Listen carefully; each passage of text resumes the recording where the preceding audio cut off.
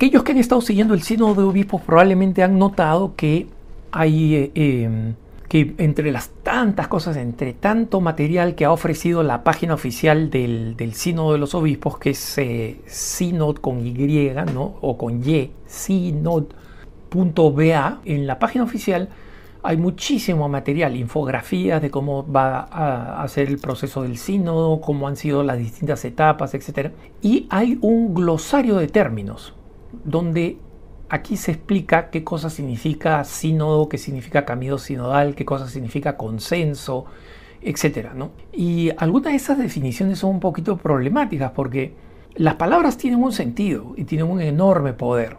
Y las palabras no tienen un poder absoluto. Hay algunos hermanos un poco nominalistas, es una escuela filosófica posterior al tomismo que precisamente se centraba tanto en el poder de las palabras que ya estaban, digamos, obsesionadas con el nombre, ¿no? De ahí viene el término nominalismo. Nombre en el sentido de la parte superficial del sujeto, ¿no? En una frase tenemos sujeto y predicado, la parte superficial del sujeto, que es simplemente el nombre, no su realidad, termina comiéndose, digamos, la auténtica realidad de las cosas, ¿no? Y la filosofía no es simplemente juego de palabras, ¿no? Muchos dicen que el nominalismo es lo que está al principio de la decadencia filosófica que nos terminaría llevando al existencialismo y al actual desconstructivismo y las distintas corrientes filosóficas ya nihilistas que vemos hoy, ¿no? O sea, que no creen en nada, básicamente. De ahí viene de la palabra nihilio, nada en latín, ¿no? Este nominalismo es especialmente peligroso, esta obsesión por las palabras, porque una de las cosas que estoy notando en el sínodo, junto con muchísimas cosas buenas, algunas de ellas las he señalado, o varias de ellas las he señalado. Tengo un amigo que está participando en el sínodo y él me dice que este clima de conversación entre personas de distintas realidades y de distintos países, y que esté un laico con una religiosa, con un cardenal, con un sacerdote de una iglesia perseguida, etcétera, en todas estas distintas mesas, en las 35 mesas, es admirable, ¿no? Y que él cree que, en sus palabras, mira, o sea, nos disponemos tanto a conversar, incluso con gente que está en el otro extremo, ¿no? O sea, y él dice, y rezamos tanto, tenemos tantos momentos de oración, durante, antes y después, misa, adoración al Santísimo, momentos de silencio de oración en medio del trabajo. Ahí no hay manera, y le doy toda la razón, no hay manera de que el Espíritu Santo no encuentre forma de actuar. O sea que, por más escéptico que tú seas, y no soy tan escéptico, en varios programas he venido señalando problemas, ahora también estoy señalando uno de esos posibles problemas, pero es verdad que hay siempre esta esperanza, y él me decía, mira, por más escéptico que seas, tienes que conceder que allí donde hay gente que se reúne honestamente a rezar y a convocar al Espíritu Santo viene. Entonces, ¿resuelve todos los problemas? No, porque la gracia supone la naturaleza, es decir, la cooperación de la naturaleza humana. Pero que el Espíritu sopla donde quiere, ¿no? Como dice San Pablo, y que tiene ese poder de ir donde quiere, entonces no todo lo que va a salir va a ser malo.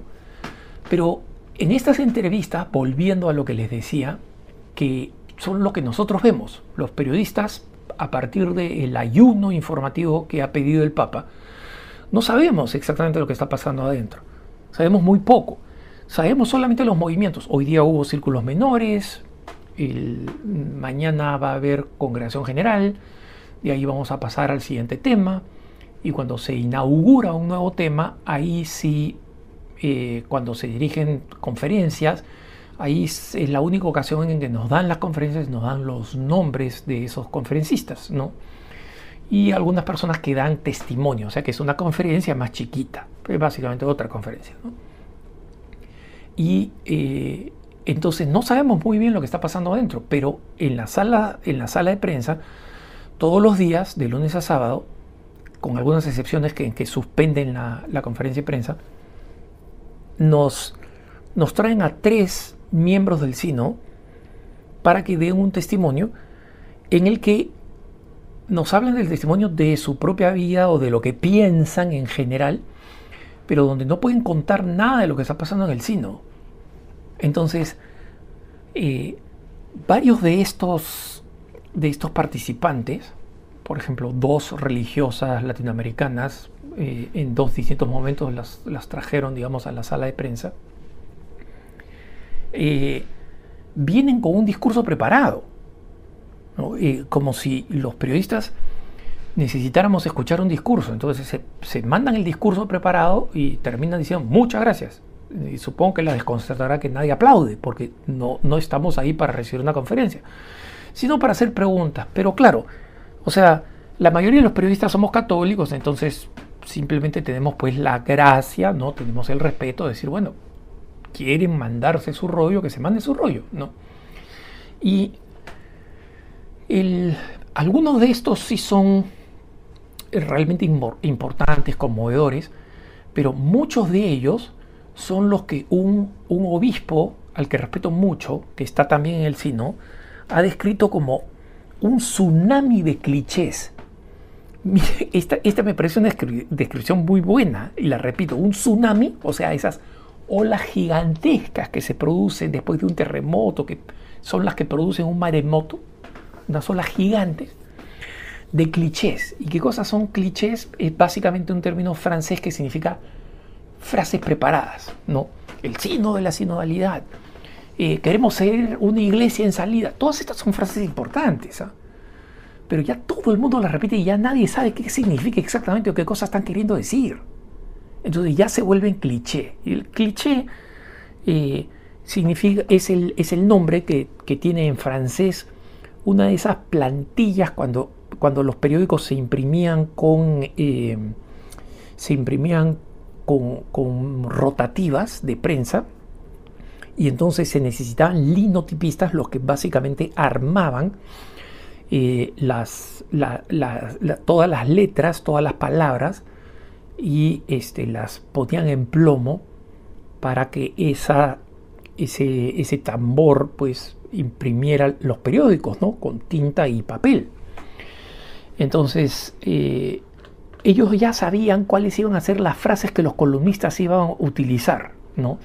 Entonces ya sabían, bueno, van a utilizar todas estas frases, ya sabemos que todos van a decir gracias a Dios que, ¿no? Entonces, gracias a Dios, ya iban preparándolos por adelantado, iban preparando varios mientras todavía no les llegaban los textos para poder ahorrar tiempo.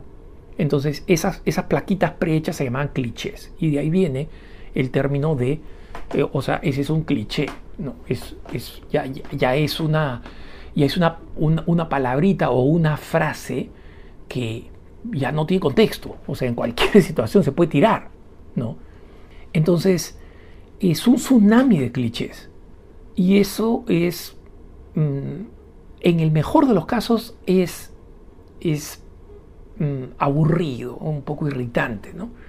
Entonces vienen repitiendo el mismo rollo, estas monjitas latinoamericanas repitiendo el mismo rollo de la teología de la liberación, solo que le agregan un poco de ideología de género, pero nunca de una forma en que sea directa, que sí, y en consecuencia démosle la bendición a las parejas homosexuales, o sí, que ordenemos a las mujeres, pero, o sea, van diciendo, nosotros necesitamos destacar el papel de la mujer, destacar el papel de la mujer, destacar el papel de la mujer. Eso se vuelve un cliché, ¿no?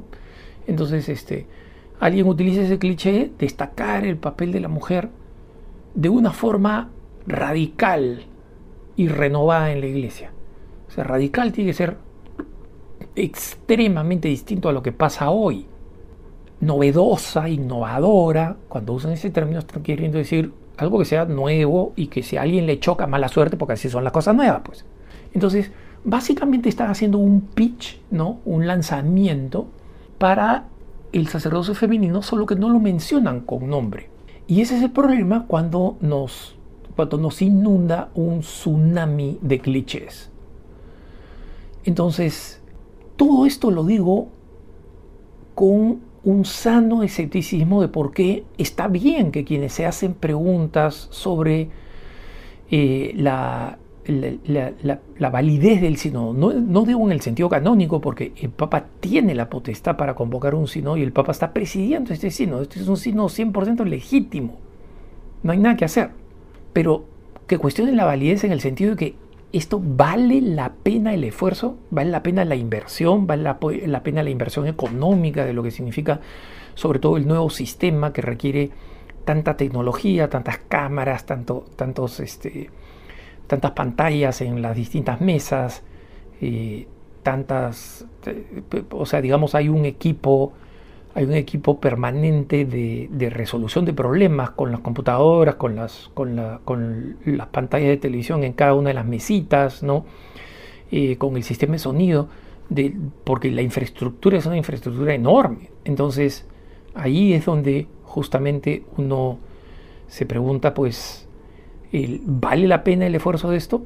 Y probablemente lo valga. Vamos a ver efectivamente qué es lo que inspira el Espíritu Santo, ¿no? Pero está bien seguirse haciendo estas preguntas porque muchas de las participaciones que nosotros hemos escuchado, los periodistas, no son reconfortantes. No son reconfortantes. Son, como dice este obispo, y acá, digamos, como es padre sinodal, no puedo citarlo por nombre, pero que queden claro que yo no he acuñado esta frase, es un tsunami de clichés. Y probablemente haya muchas otras personas que tienen una experiencia distinta o que tengan cosas distintas que decir. De hecho, algunos de los que han sido invitados a la sala de prensa han dicho cosas interesantes, ¿no? Por supuesto, todos se han guardado de dar una opinión sobre lo que está pasando adentro de verdad, ¿no? Salvo generalidades de está yendo muy bien, nos escuchamos, no significa que estamos de acuerdo, pero hay mucho respeto, mucho diálogo, mucha oración. Todos repiten eso. Y no creo que lo repitan de mala fe, es lo que pueden decir, no pueden decir más, ¿no? Y si el Papa decide un ayuno de noticias, que no sepamos lo que pasa adentro, está bien. Tendremos un ayuno, ¿no? Digamos, tiene la potestad, y yo se la reconozco como Papa, de decir, bueno, ahora no se comenta, y el sínodo de la sinodalidad termina siendo, digamos, el más opaco para los medios de prensa que yo recuerdo de todos los sínodos que he cubierto, que son muchos, ¿no? Son muchos, de la época de Juan Pablo II. Entonces, es bueno seguir haciéndose preguntas. No hay ninguna razón para que esto nos haga, digamos, ver las cosas de forma pesimista o que nos hagan perder la esperanza, para nada.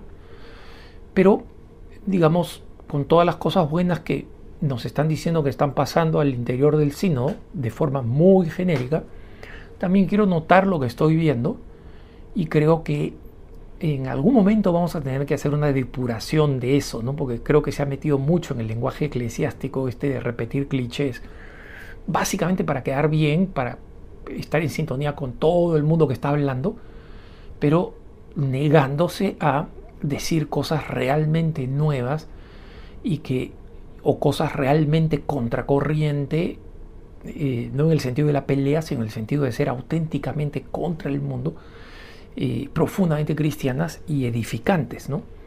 Entonces, no es que esas personas abunden, pero sí deben haber, y espero verlas en el sínodo en algún momento. Que tengas un buen día.